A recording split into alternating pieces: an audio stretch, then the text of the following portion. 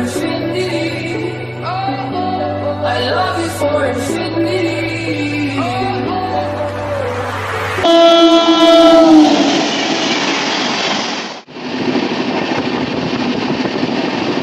बारो 814 टाटा থেকে হাওড়াগামী still superfast express ঝাড়গ্রামে কিন্তু অলরেডি এন্টার করে গেল। 12:07 হাওড়া থেকে সিকেন্দ্রাবাদ কলকাতা এক্সপ্রেস। হ্যালো এভরিওয়ান, বঙ্গালীদের আরও একটা নতুন পর্ব, আরও একটা নতুন ব্লগে আপনাদের সবাইকে জানাই সুস্বাগতম। আফটার এ লং টাইম কিন্তু আরও একবার বেরিয়ে পড়েছি কন্টেন্ট বা ব্লগের সন্ধানে। তো আজকে আমরা জার্নি করব ট্রেন নাম্বার 12-814 টাটা থেকে হাওড়াগামী স্টিল এক্সপ্রেসে। আর আমাদের জার্নি বা আমি যেখান থেকে বোর্ডিং করব সেটা হচ্ছে কিন্তু ঝাড়গ্রাম রেলওয়ে স্টেশন, আমার শহর, প্রাণের শহর ঝাড়গ্রাম। তো চলুন আর বেশি কথা না বাড়িয়ে স্টেশনে অলরেডি চলে এসেছি। তো টিকিট কাটতে হবে, টিকিট কেটে কিন্তু আপনাদের সাথে আবারও দেখা হচ্ছে স্টিল এক্সপ্রেসের সাথে। তো আজকে কিন্তু আমাদের ট্রেন প্রায় আধ ঘন্টা মতো লেটে চলছে এখনও। তো চলুন জার্নিটা শুরু করা যাক। অলরেডি কিন্তু একটা ক্রসিং হচ্ছে, তোমাদেরকে দেখিয়ে দিই।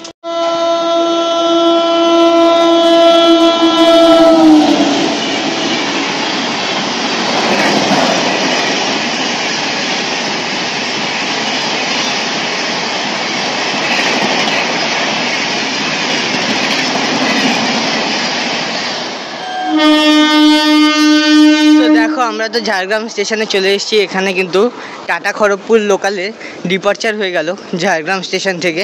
আর ওই দিক দিয়ে একটা দূরপাল্লার ট্রেন বেরিয়ে গেল। আর বন্ধুরা, অ্যাজ ইউজুয়াল প্রতিবারের মতো আমরা কিন্তু এবারেও জেনারেল কম্পার্টমেন্টে জার্নি করতে চলেছি হাওড়া অবধি।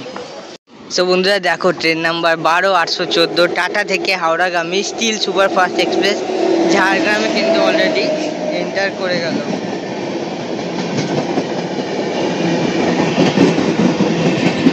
ফাইনালি দেখো, ঝাড়গ্রাম থেকে কিন্তু আমাদের ট্রেনের ডিপার্চার হয়ে গেল।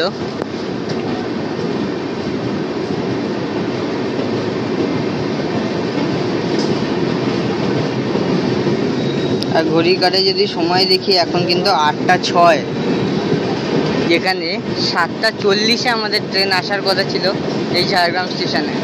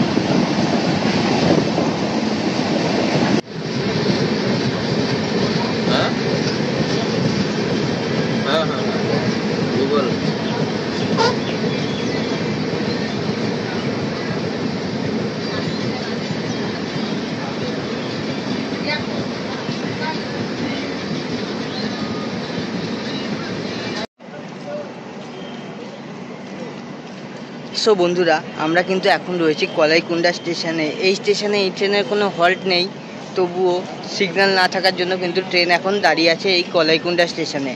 আর আজকে আমরা ঝাড়গ্রাম থেকে হাওড়া অবধি 152 কিলোমিটারের যাত্রাপথ অতিক্রম করব। আর আমাদের এই যাত্রাপথে 41টা ইন্টারমিডিয়েট স্টেশন পড়বে, 2টো পড়বে হল্ট। আর এই জার্নিটা কভার করতে আমাদের সময় লাগার কথা 2.5 ঘন্টা। তোমাদেরকে জুম করে দেখাই, দেখো একদিকে কিন্তু টাটা খড়গপুর লোকাল দাঁড়িয়েছে সিগন্যাল না পেয়ে, অন্যদিকে কিন্তু টাটা হাওড়া স্টিল এক্সপ্রেস দাঁড়িয়ে আছে, আর যাত্রীরা কিন্তু কিছু এইরকম নেমে ঘুরে বেড়াচ্ছে।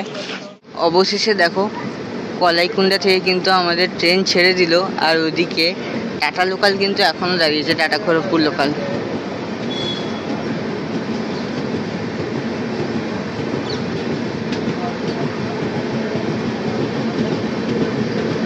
আর এই লাইনে বেশিরভাগ কিন্তু এই ওয়াগানই দেখতে পাবে, খড়গপুর থেকে একদম রাউরকেল্লা অবধি, যেহেতু এটা মাইনিং এরিয়া, তো এখানে কিন্তু এইসব ওয়াগানই বেশিরভাগ দেখা যায়। আর এই দেখো দাঁড়িয়ে আছে টাটা খড়গপুর লোকাল।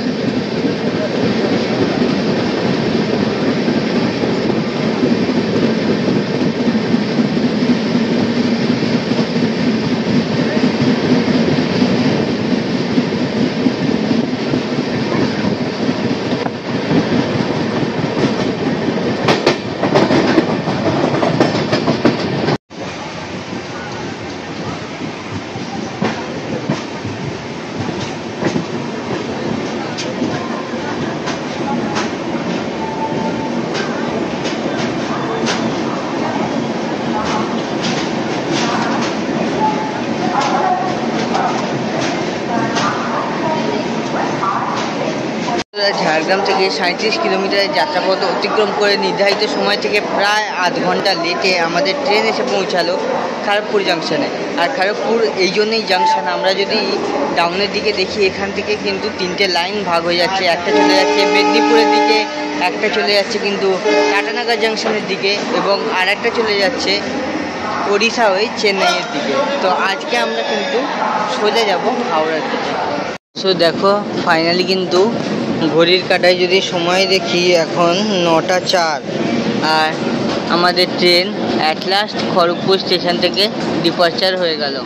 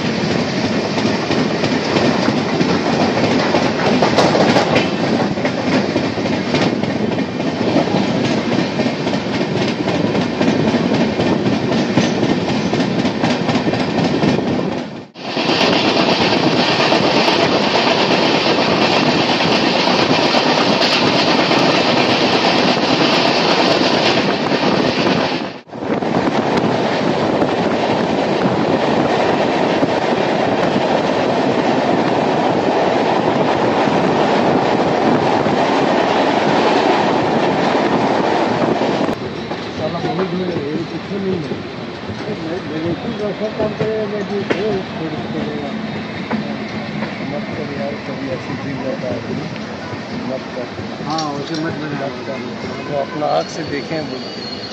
তো বন্ধুরা, ঝাড়গ্রাম থেকে 145 কিলোমিটারের ডিস্টেন্স অতিক্রম করার পর নির্ধারিত সময় থেকে প্রায় 1 ঘন্টা লেটে আমাদের ট্রেন এসে ঢুকলো আমাদের যাত্রাপথের second halt Santragachi junction railway স্টেশনে। তো নেক্সট স্টেশন হচ্ছে হাওড়া।